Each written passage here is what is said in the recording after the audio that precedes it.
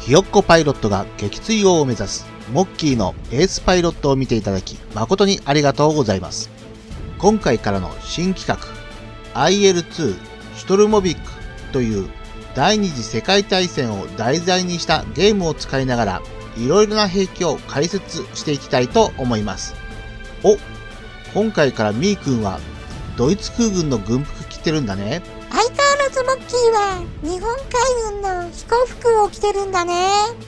仕方ないよ。みーくんの軍服の作画の時間が取られて俺の軍服書く時間がないって中の人が言ってたし。まあ人気キャラと不遇キャラの格の違いってやつだよ。今回は第二次世界大戦の電撃戦の立役者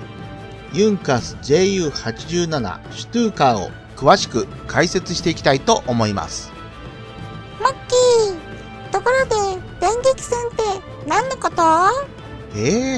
そこから説明始めるの？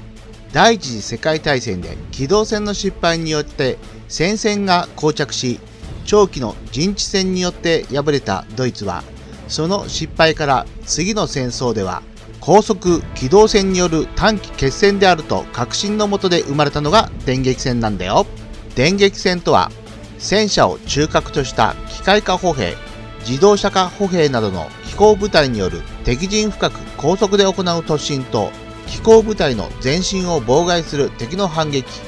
防御施設、砲兵部隊等の粉砕を目的として JU87 の急降下爆撃機による支援を組み合わせた画期的な新戦略なんだよ。1940年5月、西部戦線の連合軍の火器数は対戦車砲8882門、野砲9158門、銃砲4635門、機甲部隊の最も脅威になるのが野砲や対戦車砲になります。これらを排除するのが JU87 シュトゥーカーの重要な任務です。JU87 シュトゥーカーの開発の経緯に関してもお伝えします。1933年にドイツ空軍が本格的な急降下爆撃機の開発を決定した際、まず第一段階として急降下爆撃が可能な爆戦に分類される機体の開発を行い、その後続く第2弾として空軍が本命視する偵察及び急降下爆撃任務が可能な急降下爆撃機を開発するという2段階の体制で計画が推進されました。この第1段階としてドイツ空軍最初の急降下爆撃機はこの服用の爆撃機ヘンシェル HS123 です。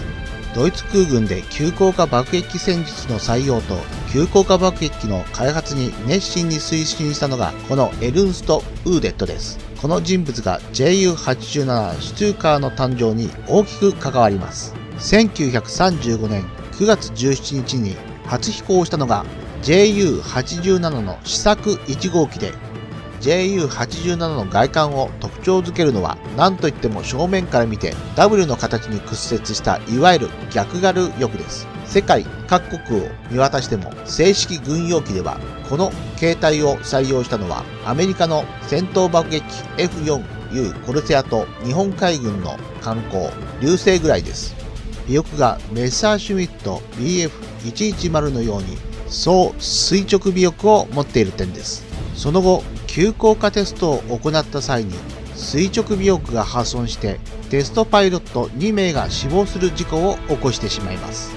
事故の根本原因は特徴的な総垂直尾翼であることが判明したため、これを受け大型の単垂直尾翼に改修し、爆弾搭載量増加に対応するため新型エンジンとプロペラが強化され、見慣れた形の JU87 になってきました。急降下爆撃時の安定性が劣悪だったこのハインケル HE118 が爆撃機として伸びしろが大きいという理由で JU87 とともに最終選定候補に残ったが、ウーデットが操縦する HE118 は急降下開始直後にプロペラの不具合から激しい振動を起こし、機体が空中分解するという事故を起こしてしまう。この事故は取り扱いの経験がなかった可変ピッチプロペラについて機体を乗る前に受けた説明を真面目に聞いてなかったウーデットの操作ミスによるもので、機体側の問題ではなかったが、この事故でウーデットは HE118 への興味を失い、その後間もなく JU87 の採用が正式決定しました。ハインケルも踏んだり蹴ったりだね。 JU87 も正式採用されたことで各型式に関して見ていきたいと思います。まず A 型は1935年11月に実用機試作機として製造が命じられたのが試作4号機と5号機を元にした最初の生産型です。交渉では500キロ爆弾を搭載することが可能とされていましたが、エンジンがユンカース社製ユモ210で640馬力と非力のため、500キロ爆弾を搭載すると乗員を1人にする必要があり、飛行性能もかなり落ちるので、事実上 A 型の最大爆弾搭載量は250キロに制限されました。脚部がかなりダサいよね。ズボンスパッツと称した大きなカバーで覆っていたんだけども、あまりにも空気抵抗が大きいので B 型からコンパクトなカバーに変えたんだよ。A 型は262機生産されたんだけど、 B 型の配備が進むと訓練部隊に回されて第一線から退くようになりました。続いて B 型です。やっと見慣れた JU87 シュトゥーカーの形になってきました。ところでシュトゥーカーという名前は機体の固有名詞ではなく、ドイツ語で急降下爆撃を意味するシュトゥルツカンプフルークツォイクの略です。マッキー、発音が悪いよ。正しいドイツ語ではSturzkampfflugzeug。みーくん、ちょっと声質が違うような気もするけど、Google 翻訳さえあれば世界中のどの言葉だって話せるよ。さて B 型について話をするね。一番大きな点はエンジンがユモ211に変わったことにより、640馬力から1000馬力に上がりました。そのため速度も387キロと上がり、事実上搭載が不能だった500キロ爆弾も詰めて、しかも両翼に小型の50キロ爆弾各2発ずつ計4発検調できるようになり、打撃力が大幅にアップしました。最高速度と巡航速度が A 型より約時速50キロほど向上したほか、上昇性能も A 型では高度3000メートルまで23分かかったのが12分へと大きく改善されました。見た目もズボン式脚カバーが小型で流線形の形に変わり、風防もヒンジ式から一般的なスライド式に変わり、その他後部旋回機銃の重化、排気管が水力式に変わり、使い勝手が向上しました。 JU87 特有の装備として必ず触れなければならないのが B 型から導入したジェリコのトランペットと呼ばれる威嚇用のサイレンです。装置本体は左主翼内にあり、左右の主脚カバーに取り付けられた発電用の小プロペラを回してサイレンを鳴らしました。このサイレンは対戦初期まで効果はありましたが、独ソ戦が始まって以降、日常的に使っていると敵側も慣れてしまい、効果は薄れ、D3 以降は最初から装備されなくなりました。1940年10月までに生産は922機で、電撃戦の主役に躍り出ましたが、これも制空権が確保されている戦場のみで、強力な戦闘機を配備しているイギリスとの戦い、バトル・オブ・ブリテンでは低速のため次々と餌食となり、航続距離の短さもあり、早々に戦力外とされました。先ほど紹介したウーデットはバトル・オブ・ブリテンの敗北を喫して事実上失脚して失意のうちに自殺しました。R 型は B1 型をベースにして両翼に300リットルの増加タンクを検調可能なものとして、戦闘半径は B 型の 300km に対してその倍近い 550km へと大きく増大しています。 C 型はドイツ初の空母グラーフ・シェペリンの建造に伴い、その艦載機にするため B 型をベースにして翼を折りたたみ式にして着艦フックを搭載し、海上への着水も考慮して主脚は投機機能も装備し、増装タンクも両翼に付けられるので B 型より R 型に近い系列になっています。だが肝心の空母が建造中止になったため、試作機を含めて10機程度しか製造されていません。翼の折りたたみ方法がアメリカの艦載機みたいで、さすが技術大国ドイツだよね。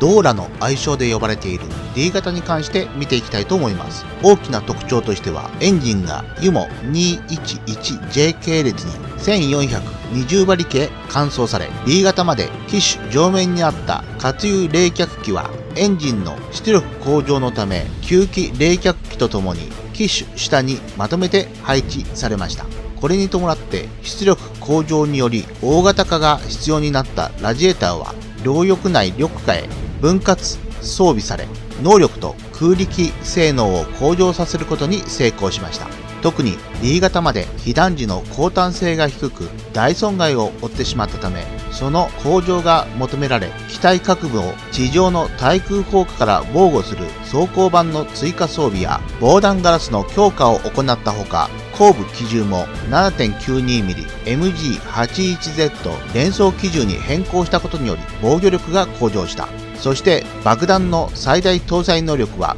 1.8 トンまで拡大され、胴体中心線に 1.8 トン、1トン、500キロ爆弾を搭載し、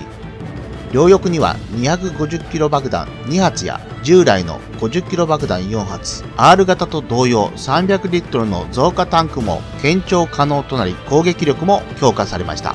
増加タンクを装備しなくても 1530km の航続距離が向上し、敵戦闘機に追尾された時などの非常時に空気抵抗を減少させて速度を上げるため死角を投棄できるシステムも導入しました。このように性能アップにより抗弾性が向上していますが、自軍の制空権化、十分な戦闘機の護衛がなければ使用できないという期待であることは変わりはありませんでした。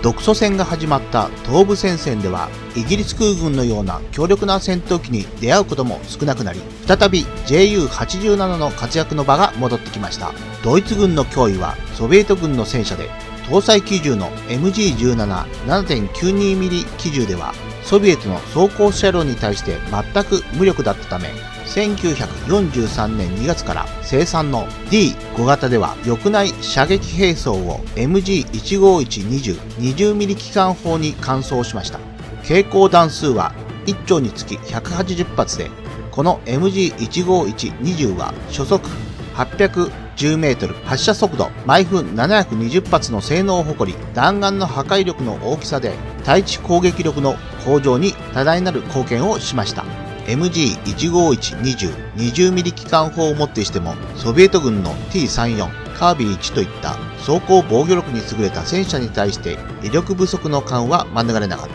そこで 3.7 センチフラッグ対空機関砲を航空機用にして両翼下に1機ずつ搭載する機体の検討試作が進められた。この対戦車駆逐機が G 型であり、その設計は基本的には D 型の改正版として設計がまとめられています。エンジンはユモ 211J 系列で、 G 型が搭載した 3.7 センチフラッグ18の性能は有効射程 1700m、 初速 870m、 発射速度毎分80発であったが、携行弾数は各砲あたり12発の計24発で、貫通力は最大 140mm になり、当たれば大概の戦車は一撃で撃破可能な能力がありました。この機関砲を乗せるために爆弾ラックを含めた機外機内の爆弾投下用機構の撤去のほか、翼下への大型機関砲装備の阻害になるダイブブレーキ及び翼内機関銃の撤去と増装の搭載機能の廃止が行われました。その他、訓練用の H 型とハンガリーとブルガリアに輸出された機体の K 型などがありますが、ここでは説明を割愛します。 JU87 シュトゥーカーはスペイン内乱に投入され、ポーランド侵攻から始まった第二次世界大戦ではフランスで猛威を振るったが、有力な航空戦力のあるバトル・オブ・ブリテンでは戦力外の烙印を押されてしまいました。地中海ではイギリス空母イラストリアスに直撃弾6発を与え大破させるなどの戦果を挙げます。独ソ戦の東部戦線では敵機の活躍があまりなかったことが幸いし、敵の統治下や敵が撤退するのを阻止するための橋梁への爆撃など引っ張りだこになっていました。その後も対戦車駆逐機機として活躍しましたが、東部、西部両戦線で完全に制空権を奪われてからは、昼に飛ぶこと自体が無謀となり、もっぱら夜間爆撃を行っていましたが、終戦まで翼を休めることはありませんでした。今回の解説では次の本を参考にさせていただきました。次回から JU87B 型、D 型、G 型に関して搭乗員目線で解説したいと思います。また順次コンテンツを増やしていきますので、よかったらチャンネル登録をお願いします。みーくんが可愛いと思ったら高評価ボタンを押してね。じゃあ次回も頑張って作っていきますので、みんな見てねー。